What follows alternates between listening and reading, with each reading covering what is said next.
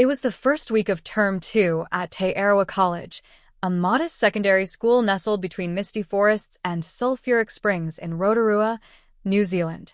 The morning fog lingered like an unspoken secret, curling through the cracked windows of the science block.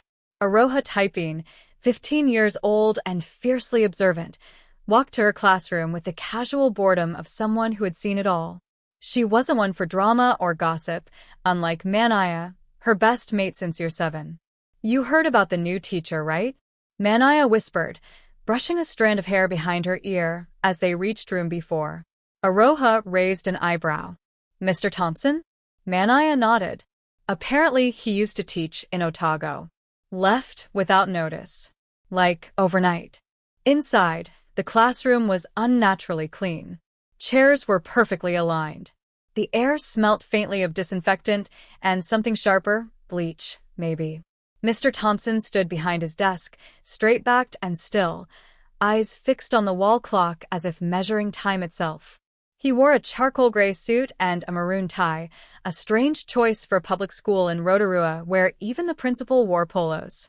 His voice, when he finally spoke, was calm but clipped. No warmth. No humor. "Sit. Quietly. No disruptions." By the end of the first week, everyone had noticed his odd habits. He never turned his back to the class. He never raised his voice.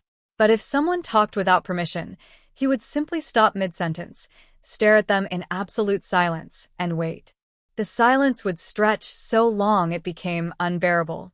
Then there was Tama. Tama was clever, funny, and never afraid to speak his mind.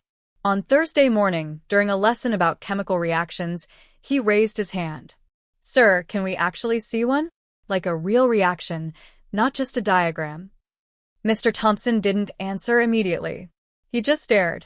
Then, in a tone colder than the morning mist, he said, "That won't be necessary." The next day, Tama wasn't at school. "Probably wagging," someone muttered. But Tama never wagged.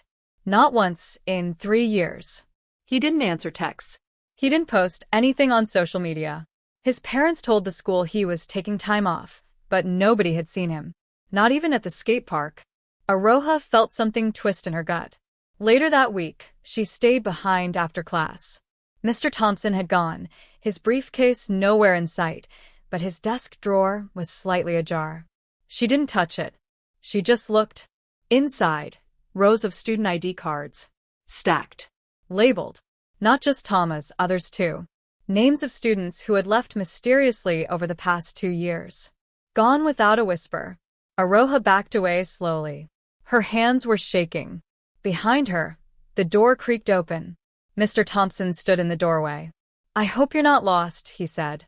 His voice didn't rise. It didn't need to. "I was just leaving," Aroha replied, keeping her voice steady. She walked out of the classroom without looking back. But something had changed.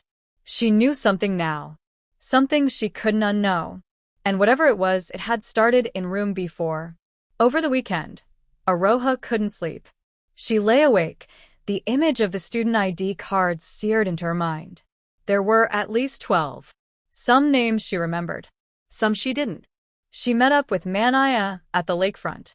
"Tama didn't run away," Aroha said, skipping a stone across the still water. "You're starting to sound obsessed," Manaya replied, but there was no edge in her voice. "Just worry. I found their ID cards. In Thompson's drawer." Manaya turned slowly. "You serious?" Aroha nodded. The next Monday, Aroha arrived early and checked the school library's archive room. An old register, updated once a year, listed the full student roll. Some names were missing. Not crossed out. Removed entirely. She checked yearbooks. Photos of entire classes with odd gaps, as if people had been erased. She wrote the names she remembered. Tama, Jaden, Kiri, Ringi. Then she noticed something stranger. Each of them had taken year 10 chemistry. With Mr. Thompson. Aroha started keeping notes. Times, dates, behaviors. She noticed that students in Mr. Thompson's class became duller. They stopped speaking out. Stopped laughing. They walked slower in the corridors. Their eyes no longer met hers. Harlan, who used to sneak fizzy drinks into class, now sat with perfect posture, eyes forward, silent.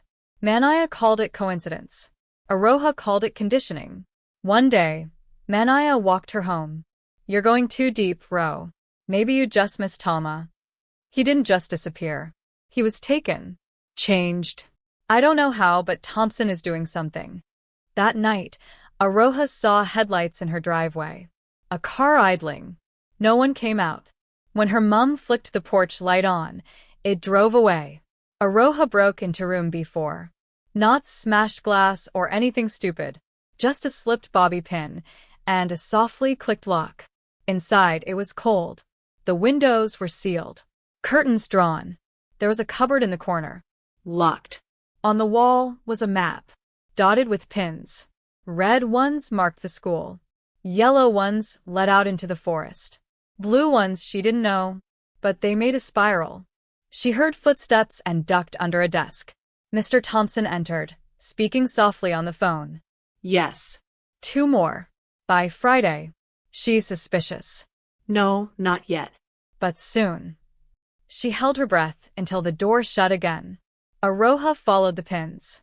On Saturday, she took her bike and followed the track that left the school grounds and disappeared into the forest. She found a clearing. In the center, a small shed. Inside, it was empty, except for Talma's backpack. And a book. Handwritten notes. Pages filled with names, dates, symbols. Formulas. Repetitions. One sentence was repeated across an entire page. "The mind obeys when the pattern is complete." Aroha gave the book to Manaya. They scanned every page.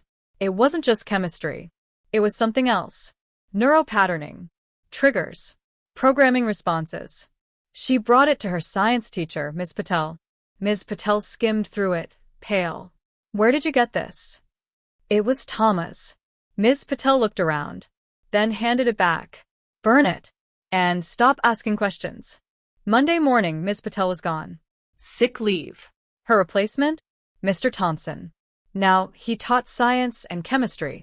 Manaya stopped speaking to Aroha. She sat in the back, vacant. Harlan the same. Even the younger kids avoided Aroha. She was alone. She checked the desk drawer again. Her ID was now in the pile. She planned to record him. Her phone tucked in her hoodie pocket, voice memo running. She stayed after school, hiding again, waiting. He came in this time not alone. A man in a suit. Government, maybe. "We can proceed." Her resistance is high, but she'll fold. Aroha's hand shook. Her phone slipped. It hit the floor with a soft clack. Thompson turned. She ran. Through the hallway, across the court, into the bush. She knew the paths now. Knew where to hide. Behind her, footsteps. Not running. Just walking. He wasn't in a hurry.